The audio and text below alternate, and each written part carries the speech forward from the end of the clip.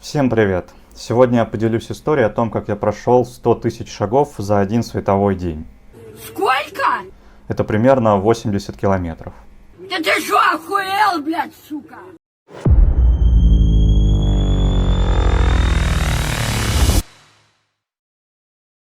Начнем с небольшого выступления, что ходьба это очень полезно. Если ходить примерно 10 тысяч шагов в день, то сокращается риск сердечно-сосудистых заболеваний. Так что ходите, это очень полезно.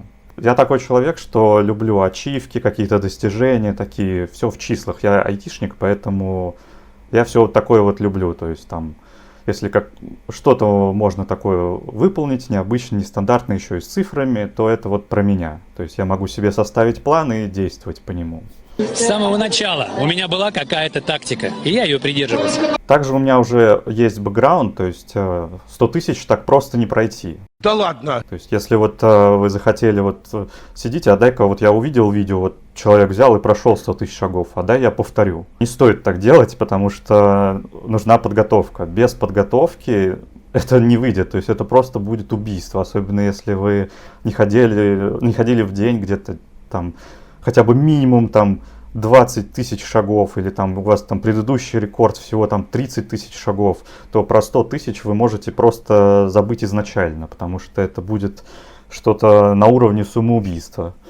У вас все потом будет болеть, вы будете проклинать, ну и с вероятностью 99% вы не дойдете. Значит, какой еще у меня был бэкграунд? До этого я уже ходил прилично, так 20-30 тысяч шагов, то есть это не было проблемы, то есть мой организм уже спокойно переносил такую нагрузку. Чтобы вы понимали, это примерно 1 час, это 6 тысяч шагов, соответственно 2 часа это 12 тысяч шагов, ну и так далее. И вот однажды мы с другом решили пройти Москву от МКАДа до МКАДа. То есть это от метро Алтуфьево до Анина пешком. Ну нахер. То есть построили маршрут, то есть примерно как идти, там, чтобы по зеленым зонам, чтобы было более комфортно. Это был октябрь, то есть уже такая не летняя погода, то есть все равно мы были в куртках.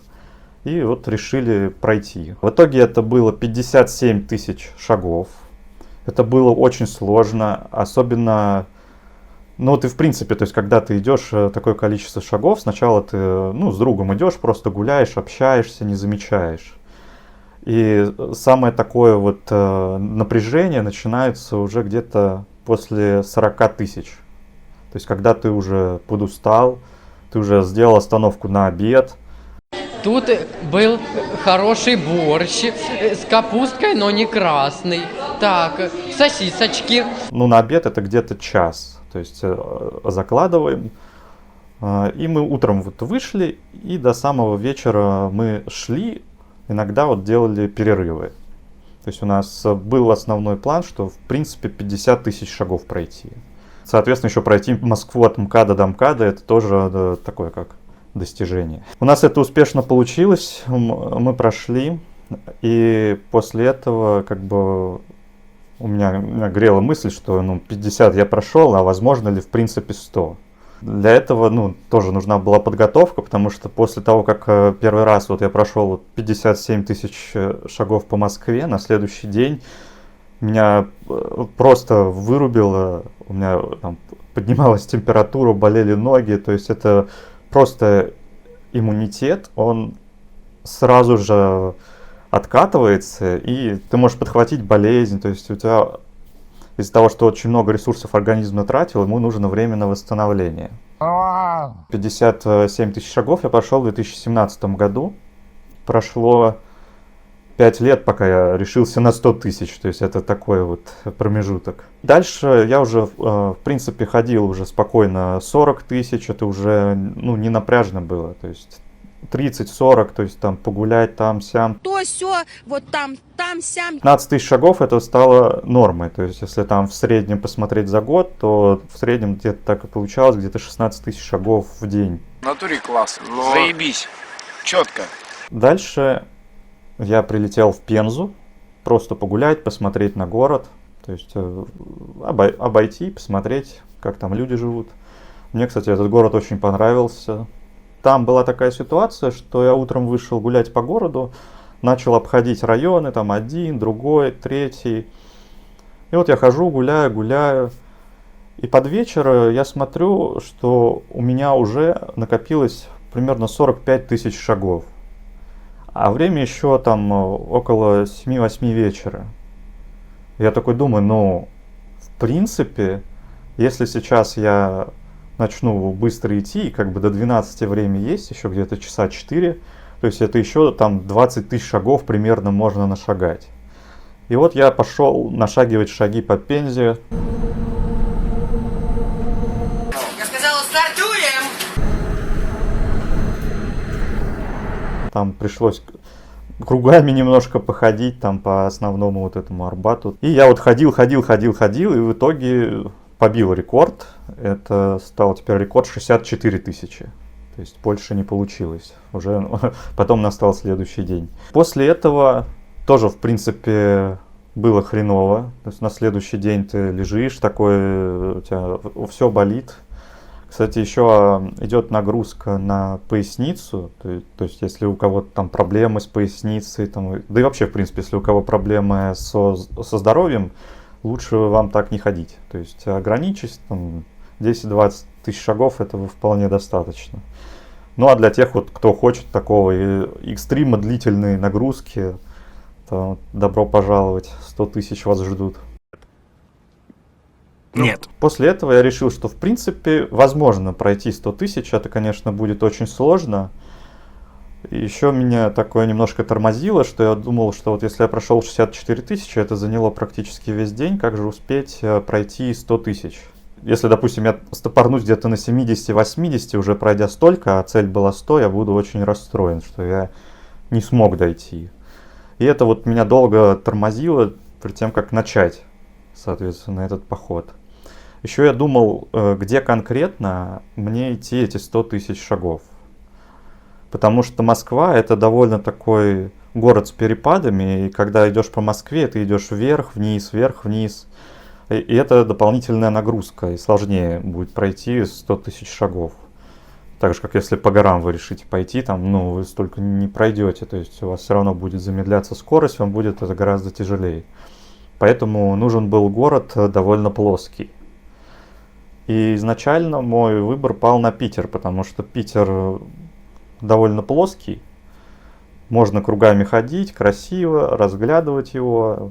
Потому что еще очень важно подготовить маршрут, где вы будете идти заранее, чтобы у вас картинка менялась и было не так скучно. То есть вы идете там, вы строите себе маршрут из точки там А в Б, В и так дальше.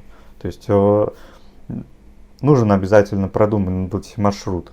Ну, потому что там 80 километров вам надо как-то нарисовать, как же вы будете ходить, петлять. Но так получилось, что вот оказался в декабре 22 года в Турции. Ну и подумал, погода хорошая. Там 5 декабря была такая приятная теплая погода. Не холодно, не жарко. Я подумал, ну, в принципе, пора. То есть я попробую пройти, то есть на это весь день. И сразу же закладывайте, что на следующий там день-два тоже у вас должен быть выходной, чтобы вы отходили от того, что произошло. Собрался с мыслями, то, что да, действительно, я вот пойду 100 тысяч шагов пройду. Что касательно подготовки, это очень важно, какая у вас обувь. То есть, если вы идете на длинную дистанцию, у вас должна быть обувь, в которой это точно не новая обувь, потому что иначе будут сразу там мозоли натираться, еще что-то, вам будет некомфортно идти. Желательно, чтобы вы в этой обуви уже прошли, то есть как минимум уже 50 тысяч вы в ней ходили, и вам было комфортно и приятно.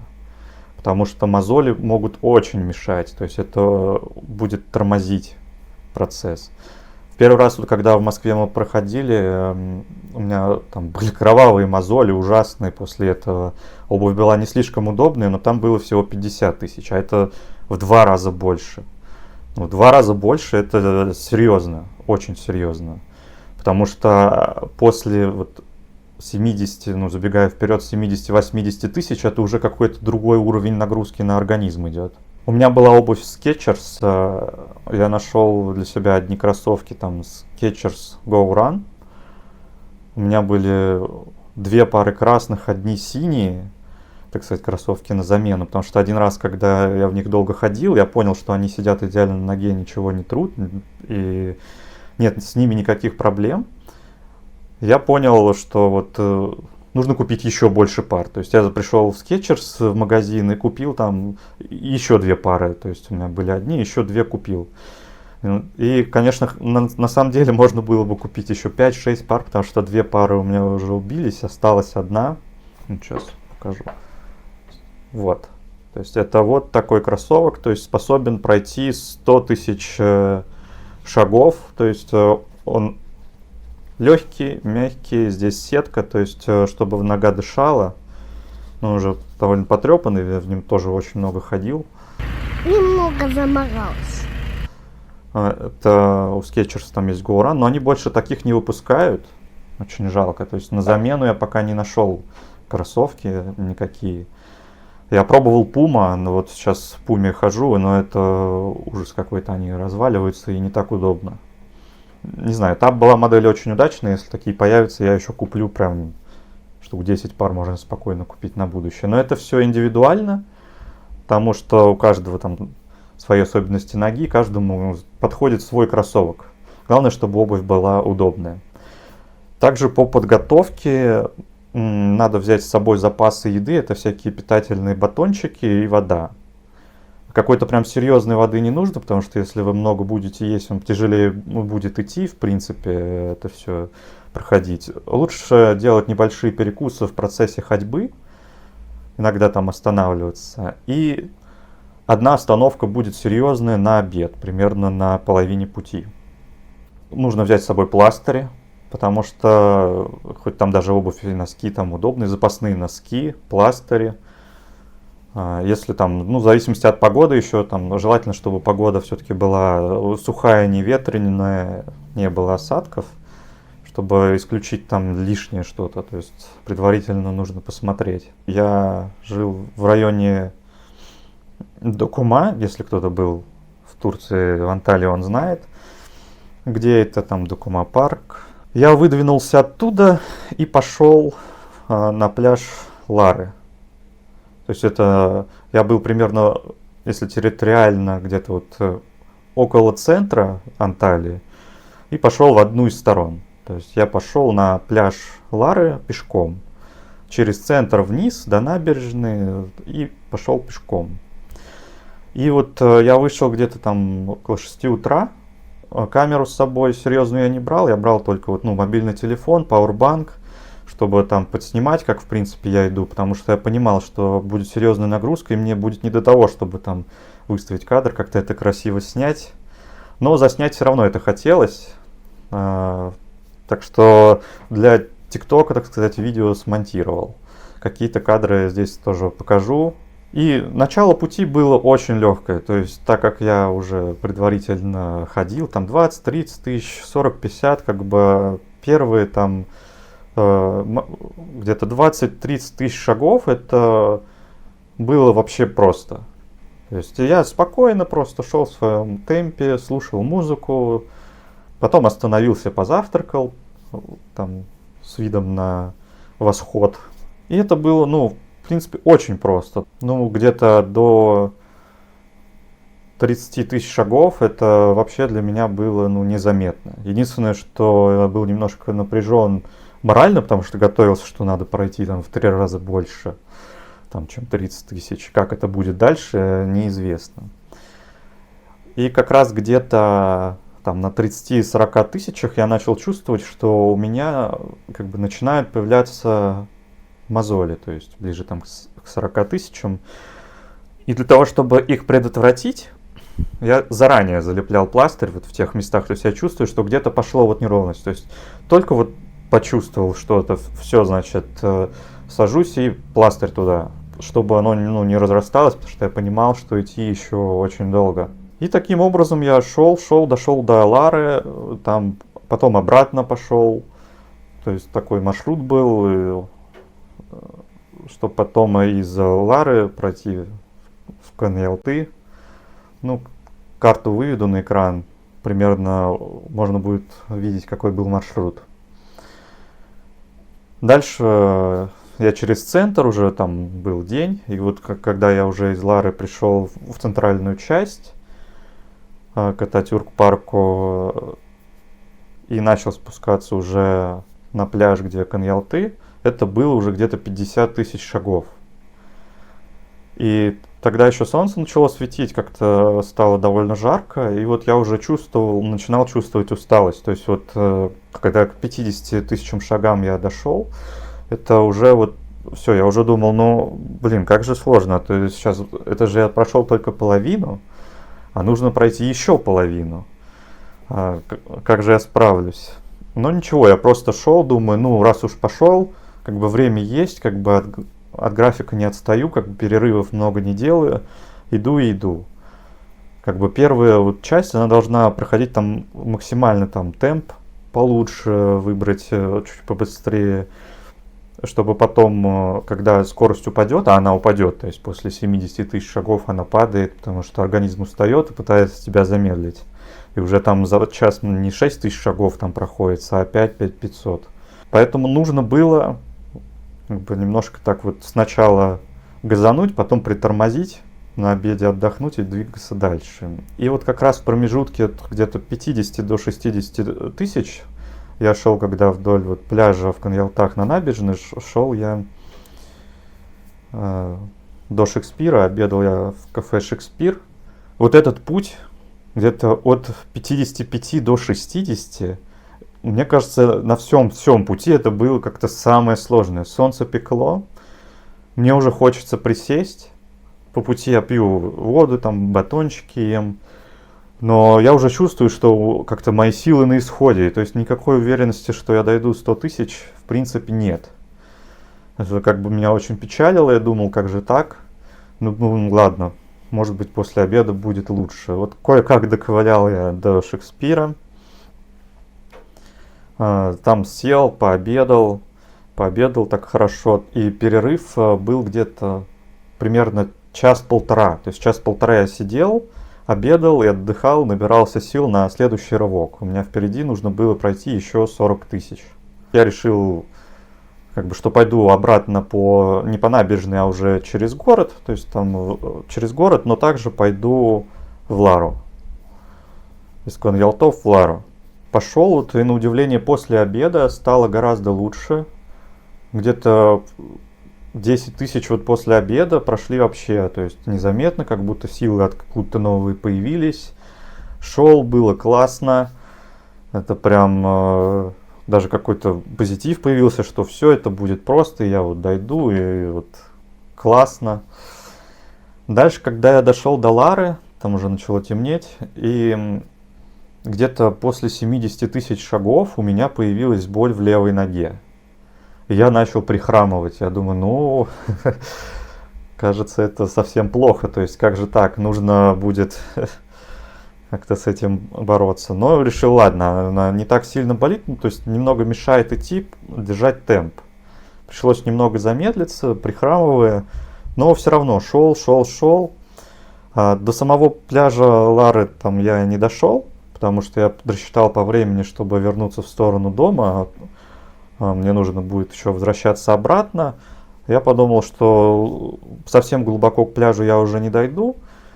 И вот где-то там в районе Monkey Hotel, там где-то вот решил развернуться обратно. Пошел уже обратно, также прихрамывая. Прошел через центр, уже вот там, где Марк Анталия, вот прошел этот участок.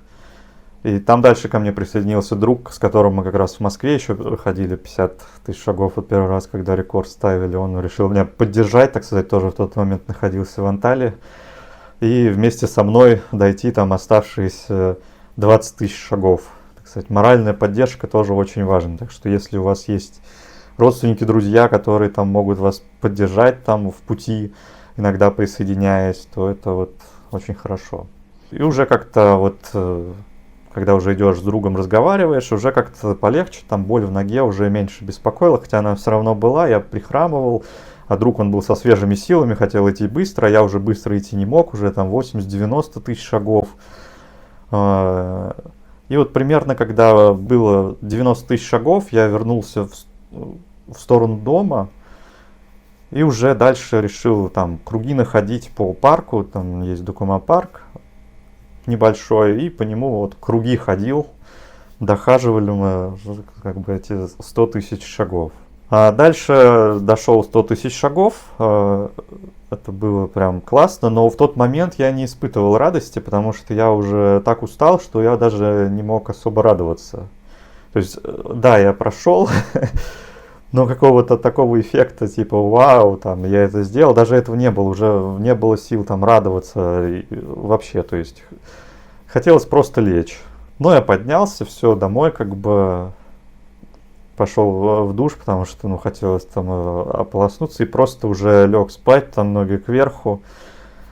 На следующий день, естественно, у меня не было сил никаких, я практически весь день пролежал на диване, ноги там чуть кверху, ноги ныли, то есть они не то что болели, просто такая вот какая-то напряженная, ноющая такая боль, как после там серьезных тренировок. Но в целом я быстро оклемался, то есть буквально вот день-два и все, там приходишь в норму и все как обычно. Прошел я 79 километров, мне показывали часы. Часы использовал у меня Samsung Galaxy Watch. Они все считали. Я смотрел, у меня еще есть часы от Xiaomi, но они пропускают шаги. То есть я замерял почему-то, вот фитнес-трекеры некоторые пропускают шаги, грешат этим. Поэтому более точно там Samsung Watch, у них датчики получше, лучше все считает. Ну и я прошел. Дело сделано. Был этому очень рад. То есть закрыл для себя цель. То есть такая вот 100 тысяч шагов, если на YouTube посмотрите ролики, то есть не так много людей в принципе это сделал, у всех там разные впечатления, кто-то пытался и не дошел. Насчет следующего похода, даже не знаю, мне кажется, что я уже прошел 100 тысяч, 150 пройти уже нереально, то есть это уже будет не шаг, это уже надо переходить на бег. Все-таки скорость передвижения, она примерно 5-6 км в час, когда ты идешь на старте, может там чуть побыстрее. И под конец уже скорость падает, у тебя может там 3-4 даже быть. То есть надо это учитывать, что скорость замедляется. Ну и весь путь, то есть я вышел где-то там около 6 утра, пришел около 11 вечера. И перерыв на обед где-то был 1,5 часа и парочка перерывов по 15 минут. То есть надо на это закладывать. Еще раз пройти 100 тысяч шагов по Москве можно было бы. Но чтоб так для мотивации, то есть я готов в принципе пройти 100 тысяч шагов, но если это видео там наберет 100 тысяч просмотров или там 100 тысяч лайков, тогда я пройду Москву. Сильное заявление. Там, не знаю, возможно придется ее как-то вокруг идти, то есть или как-то по диагонали, как по диаметрам туда-сюда, чтобы обойти и нашагать эти 100 тысяч шагов, и может быть кто-то захочет ко мне присоединиться. Так что такие дела. Что думаете по этому поводу? Пишите в комментарии, сколько шагов проходили вы, какие у вас личные рекорды, как вам это давалось, опишите свои ощущения. Если вы готовитесь, то вы готовитесь пройти в каком городе, как это будет происходить. Всем пока, подписывайтесь на канал, возможно будут еще какие-то интересные видео на всякие разные темы. До скорых встреч!